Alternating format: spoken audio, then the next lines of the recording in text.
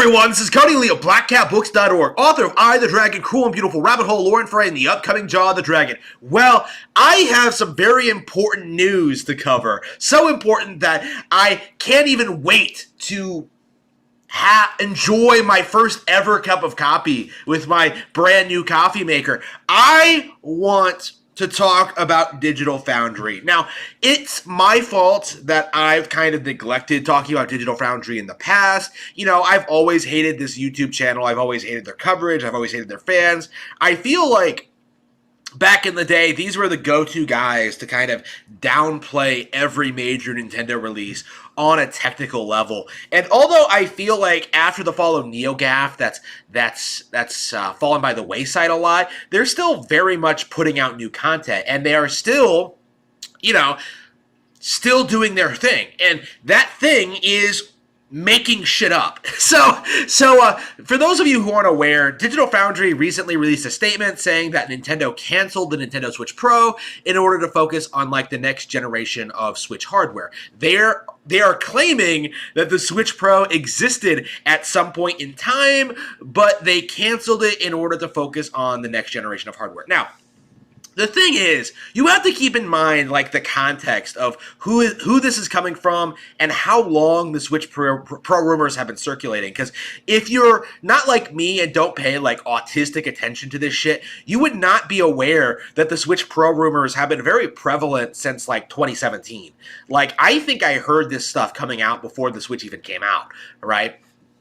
The Switch Pro was always a means to try and trick the audience, gamers, into holding off on buying a Switch in preparation for a superior alternative, right? The better Nintendo hardware. Why would you buy a Switch when you can just wait a year or so and then get a Switch Pro, right? You know, something with better visuals, better fidelity, more features, more capability, more technical power, right?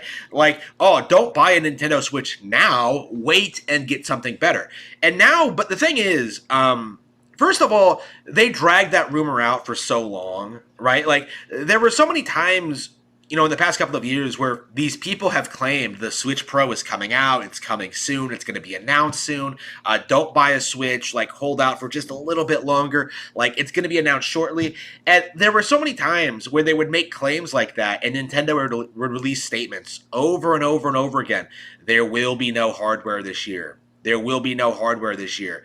We are releasing hardware, but it's the Switch OLED, not a Switch Pro, not what like people were saying it was. You know, the OLED does not have significantly more processing power than the regular Switch, right?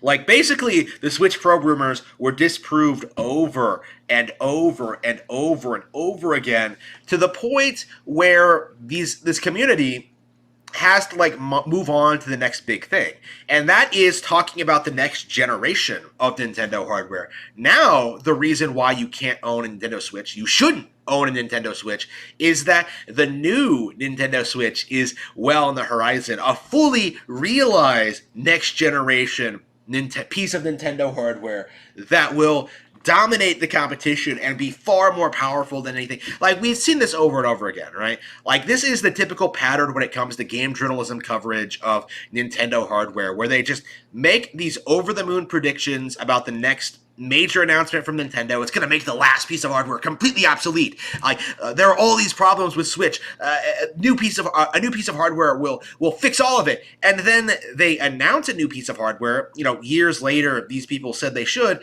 and then like the same people will turn around and say like, oh, this is disappointing, this is underwhelming, this is not what we wanted. We saw this going from like the NX days to like the Nintendo Switch days, right? When like we didn't know anything about NX other than the code names, people were like making things up about it and making all these wild claims and all these wild allegations, and the Switch was completely different than what it was rumored to be.